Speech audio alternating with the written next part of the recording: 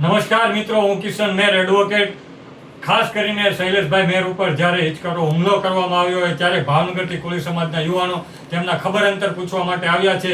ત્યારે કાળુભાઈ જાંબુચા કોળી સમાજ અગ્રણી, પરેશભાઈ મેર નવા ગામના સરપંચ શ્રી, હરેશભાઈ મેર કોળી સમાજના અગ્રણી, હિરેનભાઈ વાઘેલા કોળી સમાજના અગ્રણી, આ તમામ યુવાનો શૈલેષભાઈ મેરની મુલાકાત માટે આવ્યા છે. અને આ શૈલેષભાઈ મેર કોળી સમાજના અગ્રણી હોય, આંદોલનકારી હોય, ખેડૂત માટે લડતા હોય ત્યારે કોઈકના ઈશારે તેમના પર હુમલો કરવામાં આવ્યો છે. આ હુમલો કોના દ્વારા કરવામાં આવ્યો છે, કોને કર્યો છે તેની તપાસ તાત્કાલિક ધોરણે થાય, કારણ કે આ હુમલો માત્ર ને માત્ર રાજકીય ઈશારાને આધારે કરવામાં આવ્યો તેવું સ્પષ્ટપણે દેખાઈ રહ્યું છે. કારણ કે શૈલેષભાઈ મેર ખેડૂતો માટે લડી રહ્યા હતા ત્યારે આ હુમલો કોના ઈશારે કરવામાં આવ્યો છે તેની તટસ્થ તપાસ થાય. જો તટસ્થ તપાસ નહીં થાય તો સમગ્ર ગુજરાતમાંથી કોળી સમાજના યુવાનો ભેગા કરવામાં આવશે.